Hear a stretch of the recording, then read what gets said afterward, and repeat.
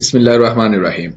In this video, we will discuss about the solutions of linear equations by using matrices. So let we have two linear equations in general form. The first one is ax plus by is equal to m, and second is cx plus dy is equal to n, where a, b, c, d, m and n are real numbers and x and y are variables.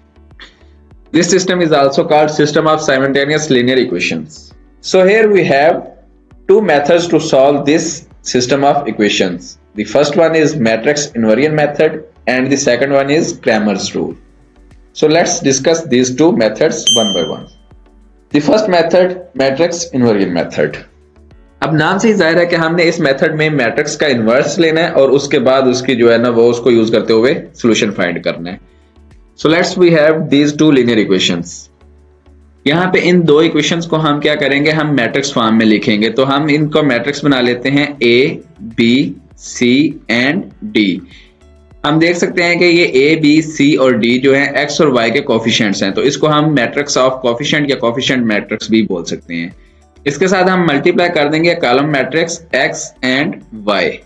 जो हमारे पास variables हैं दो, उनको use करते हुए हमने एक column matrix बना दिया. और इक्वल के दूसरी साइड में हमारे पास जो ये कांस्टेंट्स हैं m और n, इनको यूज करते हुए हम एक कॉलम मैट्रिक्स बना लेंगे. तो ये हमारे पास तीन मैट्रिसेस आ जाएंगे. यहाँ पे हम इस मैट्रिक्स को जो है वो मैट्रिक्स B बोल देंगे, इसको हम जो है वेरिएबल्स वाले मैट्रिक्स को x कह देंगे और ये जो कोफिशिएंट ऑफ मैट्रिक्स है इसको हम A कह देंगे. तो हमारे पास क्या बन जाएगा, इक्वेशन हमारे पास आ जाएगी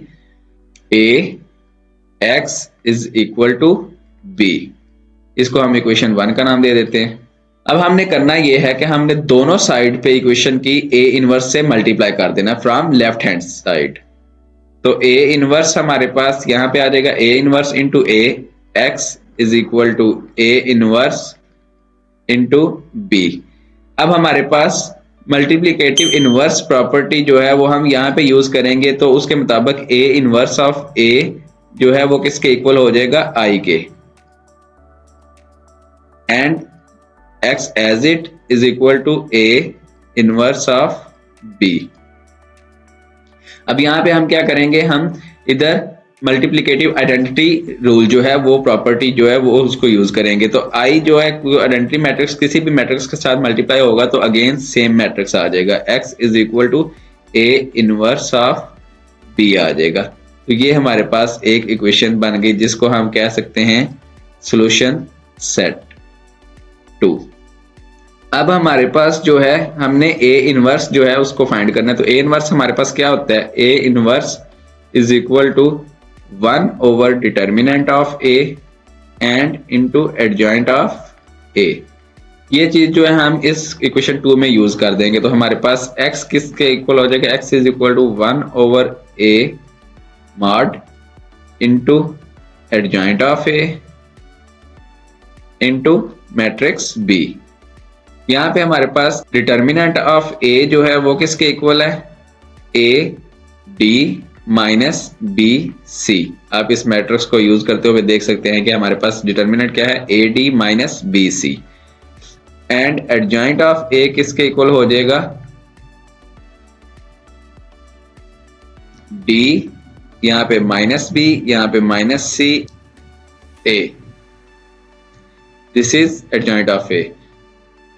So we get x is equal to 1 over AD minus BC और यहाँ पे मैट्रिक्स आ जाएगा D minus B minus C and A और साथ इसके मल्टीप्लाई हो रहा है मैट्रिक्स M N. हम मल्टीप्लाई कर देते हैं A D minus B C. तो ये बन जाएगा D into M, DM minus B N. यहाँ पे एक ही कॉलम है तो ये हमारे पास जो आएगा वो भी कॉलम मैट्रिक्स ही आएगा. तो अब दूसरी रो है तो दूसरी रो में आ जाएंगे हमारे पास ये हो जाएगा माइनस CM प्लस AN. अब क्योंकि हमारे पास ये जो है डिटर्मिनेंट ये इस पूरे मैट्रिक्स के साथ डिवाइड हो रहा है तो हर एंट्री के साथ भी डिवाइड हो जाएगा. तो हमारे पास आ जाएगा, इसको हम ततीक के साथ भी लिख लेंगे, DM minus BN over AD minus BC. और इसी तरह ये आ जाएगा A N minus C M over A D minus B C which is equal to X. अब यहाँ पे x हमारे पास किसके इक्वल है, x एंड y। तो ये x एंड x y जो कॉलम मैट्रिक्स है ये इस कॉलम मैट्रिक्स के इक्वल है, तो इसका मतलब है करस्पॉन्डिंग एंट्रीज जो है वो भी आपस में क्या होंगी, इक्वल होंगी। तो हमारे पास x जो है उसकी वैल्यू क्या आ रही है, x is equal to D M minus B N over A D minus B C and y की वैल्यू हमारे पास क्या आ रही है, A N minus C M over A D minus B C. अब हम इन इक्वेशंस को डायरेक्टली x और y की जो है ना वो ये वाली इक्वेशंस लेके भी सॉल्व कर सकते हैं और इस पूरे मेथड से भी सॉल्व कर सकते हैं कि हम पहले ये कोफिशिएंट मैट्रिक्स बनाएं, उसके बाद हम जो है ना ये वाली इक्वेशन को सॉल्व करें, ए इनवर्स फाइंड करें यहाँ से और उसको b से मल्टीप्लाई करके तो ए एक्स और y की वैल्यूज फाइंड कर लें इस पूरे प्रोसेस को रिपीट करके। नेक्स्ट हमारे पास है क्रैमर्स रूल। तो क्रैमर्स रूल के लिए भी हम क्या करते हैं, हम system of linear equation suppose कर लेते हैं। यहाँ पे हम अगेन इस सिस्टम को क्या करेंगे, मैट्रिक्स फॉर्म में लिख लेंगे। तो हमारे पास आ जाएगा A B C and D, यहां से एक्स वाई और is equal to M and N. यहाँ पे ये मैट्रिक्स हमारे पास B था, ये मैट्रिक्स हमारे पास A था और ये X था, तो A X is equal to B हमारे पास आ जाएगा। X की वैल्यू हमारे पास आई थी DM minus BN over determinant of A that was equal to AD minus BC and Y की वैल्यू हमारे पास आई थी AN minus CM over determinant of A। अब हमने क्रैमर रूल के मुताबिक करना है, तो हम इसको क्या करेंगे, ये चीज जो है हम इसको लिख देंगे ए x mod over A mod, ये चीज बन जाएगी। और इसमें हम क्या कर देंगे, ए वाई मॉड लिख देंगे इसको ओवर ए मॉड आ जाएगा। हमने सपोज कर यहाँ पे ए एक्स हमारे पास किसके इक्वल आ रहा है, determinant of M N B and D. अब देख सकते हैं कि this is equal to D M minus B N and यहाँ पे हमारे पास ए वाई किसके इक्वल है, A Y is equal to determinant of A C M N, ये इक्वल हो रहा है A N minus C M.